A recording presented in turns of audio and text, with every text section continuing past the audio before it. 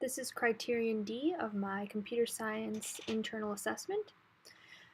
This video will demonstrate some of the basic situations and gameplay of the Pacman game I've created for my client, Dr. Martin Foster.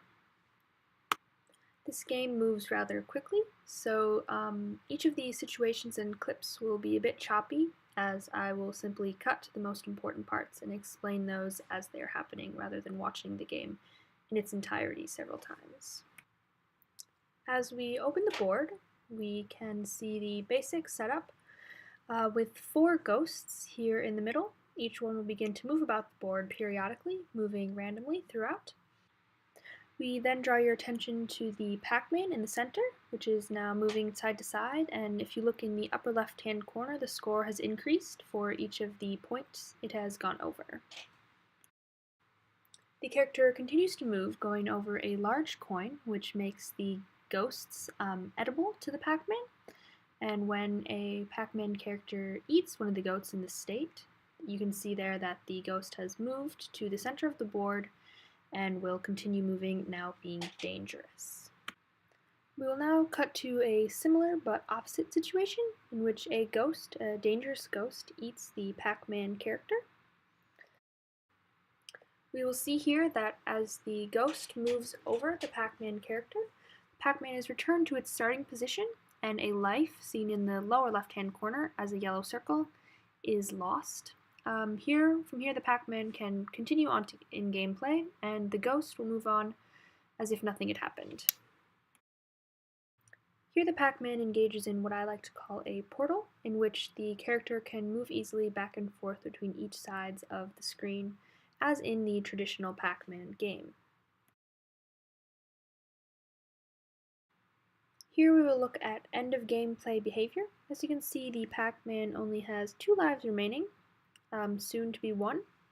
Here the pink ghost eats the Pacman, and Pacman characters return to the center of the game. Now, as Pacman moves around the board, all of the ghosts moving independently and randomly. Here a green ghost eats the Pacman, ending the game and adding a game over message. When closed, the entirety of the game will close. Finally, I will demonstrate a somewhat sped up version of the winning of a game for the user. It is important to note here some of the movements of the ghosts and the Pacman character.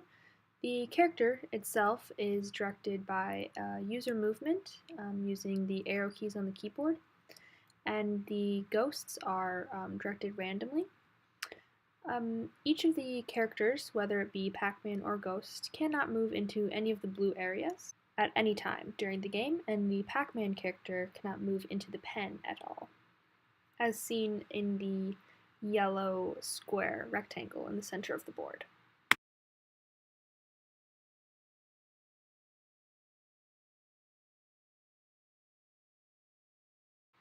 As we're coming close to the end here, we will watch the Pacman character collect the final bits of coins and see a similar pop-up message appear.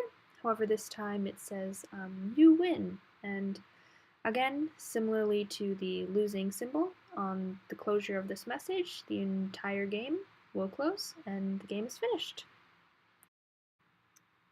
Again, this is just a sample of the game I've created for my SL Computer Science internal assessment, and thank you.